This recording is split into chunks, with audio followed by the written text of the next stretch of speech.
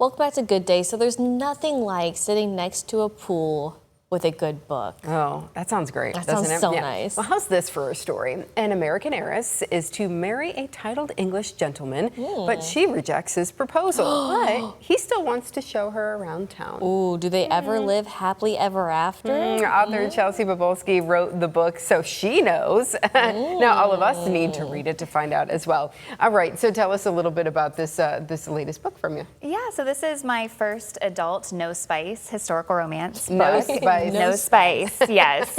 So all that means is that the physical intimacy level doesn't go past kissing on the page, Okay. which was very important to me because I also write books for teens, and I wanted to make sure that if my teens wanted to transition into my adult series, that they could be safely do so without encountering anything inappropriate, right?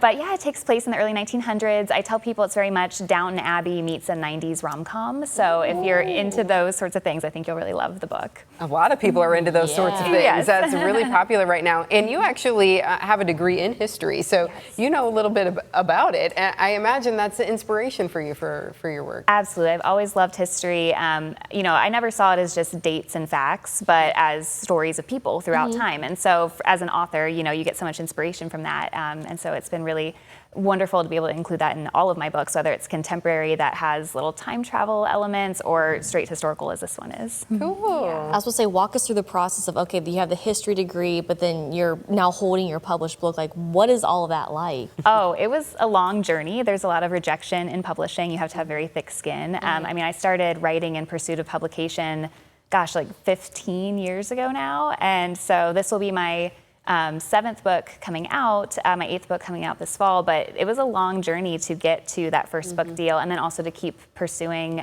more book deals after that. It's just a lot of, you have to really refine your craft, and there's a lot of gatekeepers, obviously, you have to get through, who are there to make sure that they're putting out the best books possible. So. Yeah, there's a lot out there to read, Yes. so you gotta stand out and all of that. So so difficult. But this sounds really enjoyable. I love a 90s rom-com. It's like up my alley.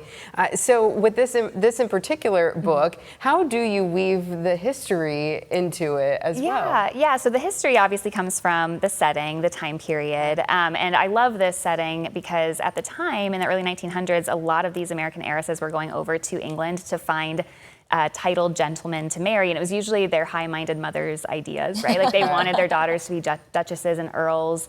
Well, sorry, not earls. They would be countesses. They'd be marrying the earl, but they wanted to lord it over their frenemies back home. That, you know, my daughter's a duchess. What's your daughter doing with her life? And so a lot of these American heiresses would go over there, and so I just loved that setting. But I really wanted to include a lot of the sort of banter and swoony moments that you would see in a 90s rom-com and set that in the same world. So that's how those two kind of meet. So the language is kind of fun, though. Very fun. I have a lot of fun having my hero and heroine sort of spark off of each other. You know? So this book is called Deal with a Debutante. Yes. And you have some other books out. What are some of their names? Yes, so for my teen fiction, I have The Wood and Remember Me were my first 2 books. Those are contemporary fantasy and gothic romance. And then I also have a 4-book Christmas series called the All I Want for Christmas series. It's very Hallmarky, small town, yeah. People love that, too. Yes. You're giving the people what they want. Yes, I try. I pretty much just write what I want to read, and so I know that there are readers out there who'd want to read the same thing.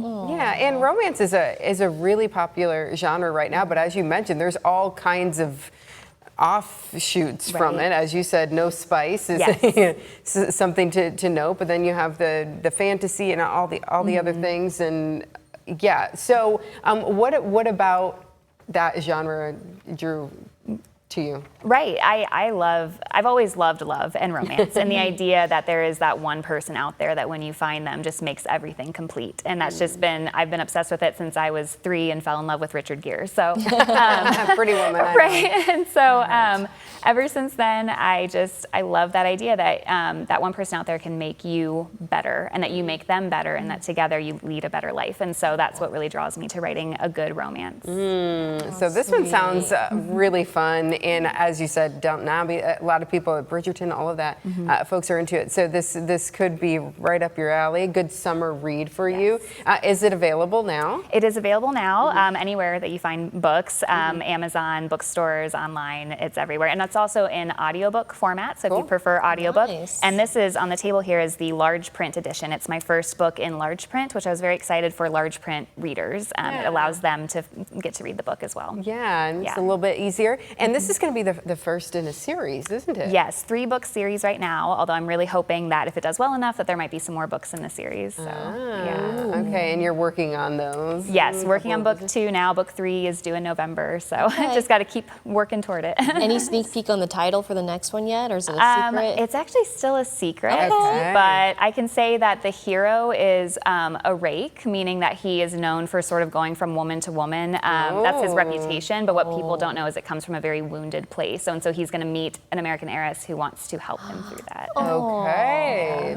Excited to read that one. Yes, intriguing, but you can get a deal with the Debutante right now, wherever books are sold. Chelsea, thanks for being here today. Thank you so much for having me. Thank you. That sounds like a lot of fun. Sounds great.